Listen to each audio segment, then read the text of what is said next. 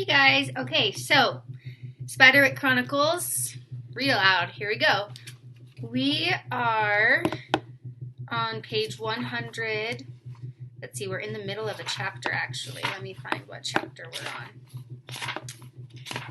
This is chapter 7. It's called In Which the Fate of the Mice is Discovered. Okay, so they made it up the dumbwaiter shaft into the library room, and Mallory and Simon and Jared are all in there, and they're going to write a note to the Boggart. So I think I already read this part, but I'm going to read it again just to kind of refresh, okay? So Arthur was her dad? Mallory asked. I guess so, said Simon, clearing space on the desk to write. Let me do it, Mallory said. You guys will take forever. Just tell what to write.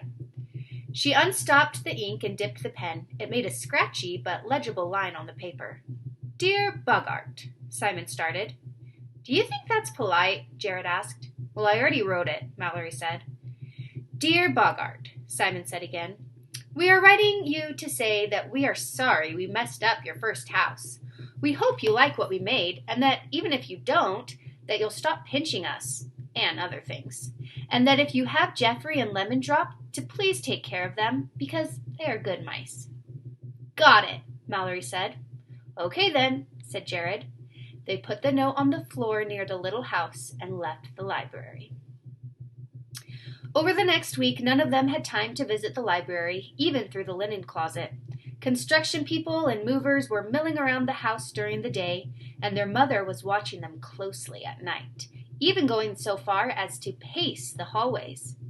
School had finally started, which wasn't as bad as Jared had feared. The new school was small, but it had a fencing team for Mallory, and no one was too mean to them for their first couple of days there. So far, Jared had managed to behave. Best of all, there were no more night attacks, no more scuttling in the walls. Nothing other than Mallory's shorter hair to make it seem like the whole thing had really happened. Except that Simon and Mallory were as eager to visit the room again as Jared was. They got their chance one Sunday when their mother went out shopping and left Mallory in charge. As soon as their mom's car pulled out of the driveway, they rushed up to the closet. Inside the library, very little had changed. The painting leaned up against the wall, the birdhouse hung from the sconce. Everything appeared to be just the way they'd left it. The note's gone, announced Simon. Did you take it? Mallory asked Jared. No, Jared insisted. There was the loud sound of a throat being cleared. And the three turned toward the desk. Standing on it, in worn overalls and a wide-brimmed hat, was a little man about the size of a pencil. His eyes were as black as beetles. His nose was large and red, and he looked very like the illustration from the guide. He was holding a pair of leashes that attached to two gray mice that were sniffing the edge of the desk. Geoffrey! Lemon Drop! Jared squealed. Thimbletack likes his new house well, the little man said, but that's not what he's come to tell. Jared nodded, not sure what to say. Mallory looked like someone had smacked her in the face, but she hadn't figured it out yet. The mannequin went on. Arthur Spiderwick's book is not for your kind, too much about Fay for a mortal to find. All who have kept it have come to harm, be it through violence or through charm. Throw the book away, toss it in a fire. If you do not heed, you will draw their ire. They? Who are they? Jared asked, but the little man just tipped his cap and jumped off the side of the desk. He landed in the bright flood of sunlight in the open window and disappeared. All right, here's a picture of what he looks like. This is the Boggart that they were waiting for.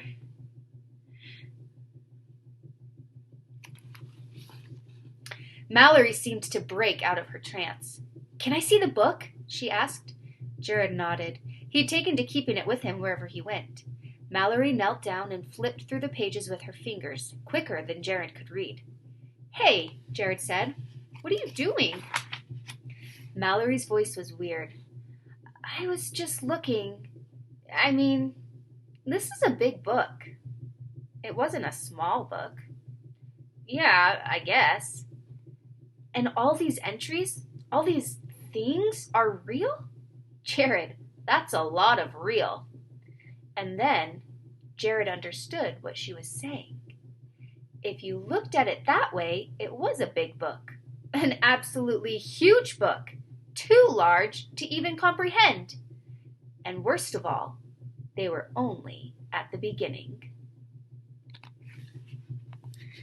And here's the little guy telling Jared and Simon to throw the book away. And that is the end of the book. We finished.